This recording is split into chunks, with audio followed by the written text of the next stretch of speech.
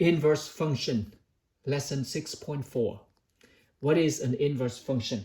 Okay, an inverse function interchanges the input and the output values of the original function.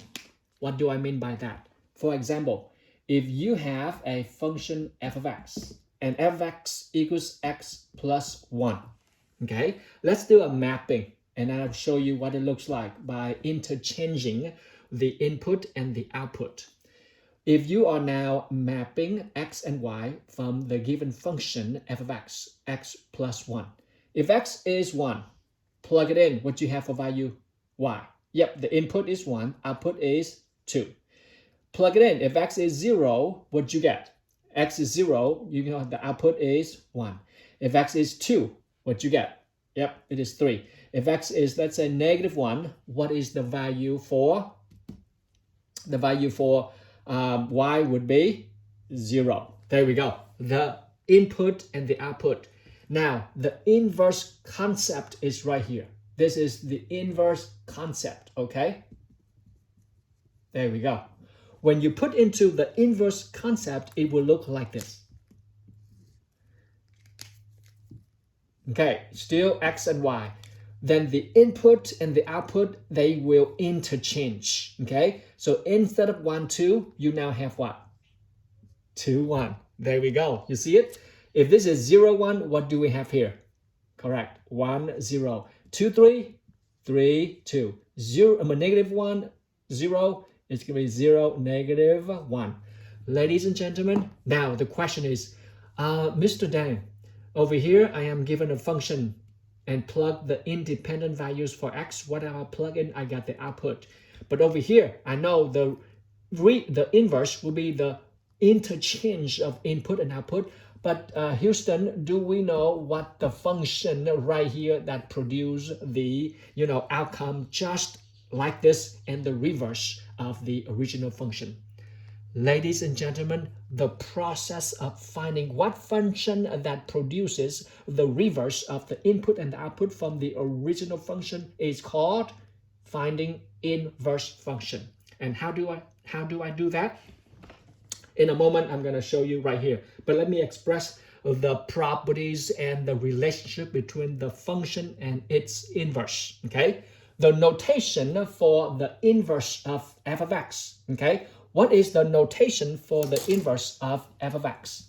Here we go. We call it f negative 1 up there, right there, okay? Please be careful.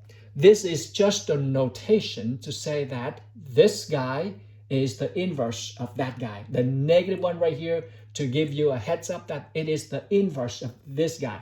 This is not equals this, okay? This is not equals that. No, this is not, okay?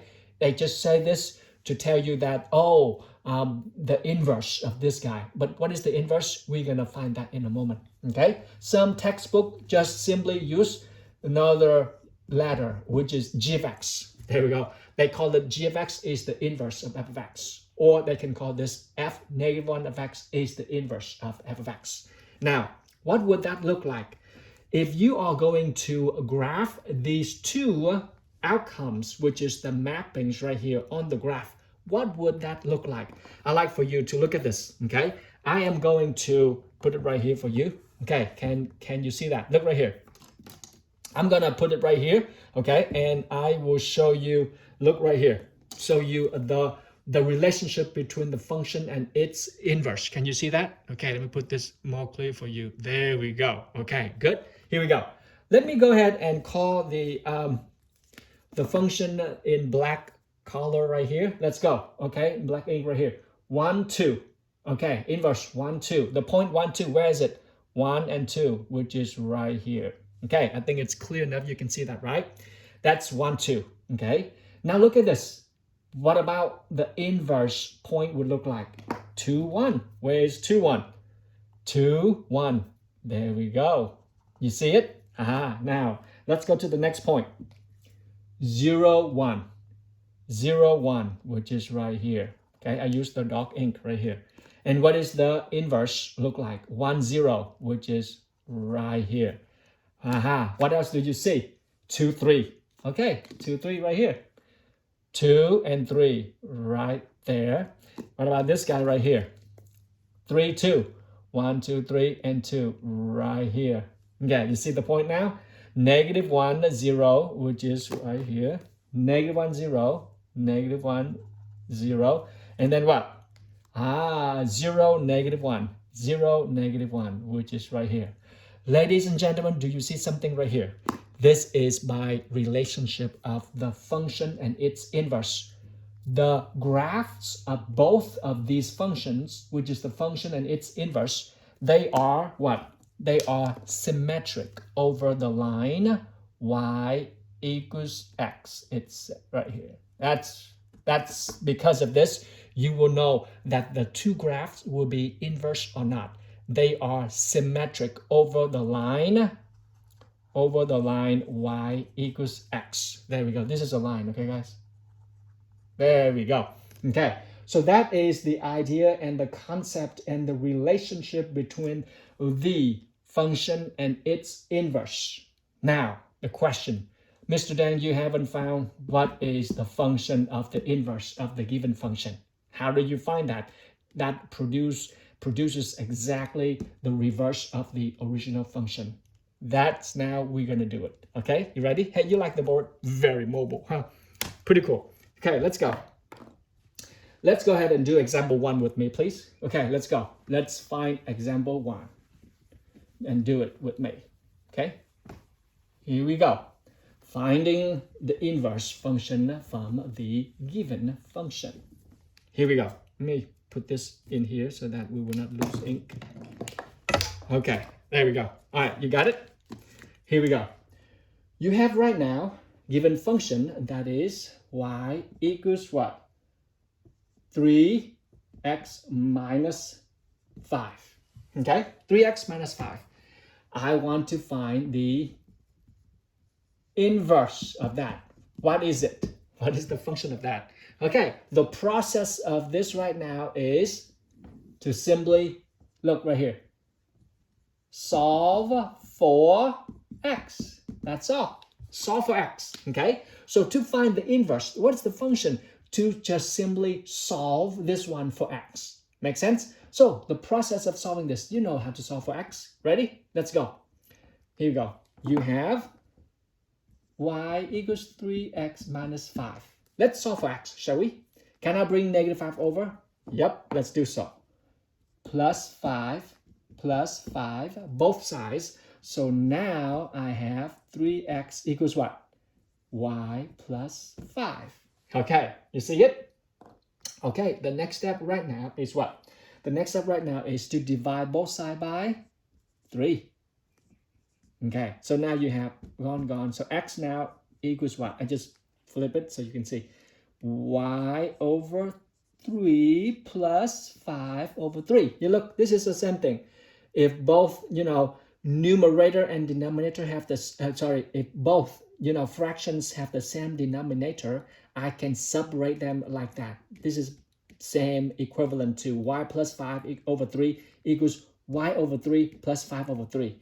Or this same thing as that right there because they have the same denominator. Okay, now, after you've done this, it is almost home. Put them back, meaning put this back into the traditional, conventional form of a function, which is, let's write this in form of a function. Here's the last technique, which is very important. Now, replace x back to y, okay? I'm going to replace x with y and y with x. And that's how I will produce the inverse function. Got it? Significant step. After solving for x, now single x out. Now put them back in the traditional conventional function form, which is now replace x with y. What you have? Y equals x with y. Y turn into x. There we go. So x over 3 plus 5 over 3. There we go. Got it? So this right here, ladies and gentlemen, is the inverse function of this function right here. Got it? Okay. And you can just go ahead and map them out. You will see that the function with the mapping over here will have the reverse of the input and the output from the original given function. Next step. What is the definition, Mr. Dang? How do I know? How do I know this one is an inverse function of that one, Mr. Dang? Haha, here we go. Now, the textbook or some textbook right now, they just give you a name. Instead of calling f negative 1 as an inverse, they call it g of x. Yeah, they call it g of x. Yeah, just to minimize the confusion of the concept of f negative 1 right there, okay? Here, let me bring you into the key concept that you see in your textbook. If this one right here, let's call it g, okay? If g of x right here is the inverse of that guy, then this would happen right here. We just learned composite functions, right? Here we go. F of x right here. F of g of x, that would give you x itself. There we go. F of g of x will be equal to x. Now, again, if g of x is the inverse of f of x, then this happens. Same thing. If g of x is the inverse of f, then this also same thing as this right here. There we go. You see it? By this, you know that we just learned composite function. Okay, guys? We just learned composite function. So this is the key concept and the definition to figure out, to prove, to verify that two functions are inverse of one another. I repeat. How do I know f and g are inverse functions of one another? By this definition, applying the composite function, solving for both values, they both have x and x, therefore you know f and g are inverse functions of one another. In a moment, let's do example 2, okay? Let's do example 2 with me, and I will show you what it looks like exactly. So here we go. Example 2, and they keep the same concept right there, okay? So here we go. Example 2. You will see in a moment right here, okay? All right, example 2, what do we have here? Okay, example 2, suppose you have right here is f of x. There we go. And 3x minus 5. And this is what? This is the inverse of f, which is right here. Got it? Now, they ask us to do what? Would you please, Mr. Dan, would you please, students, verify that these two are inverse of one another? What's your job now, guys? Your job now is, oh, so are you telling me that I have to show this, Mr. Dan? Yep, I have to show this.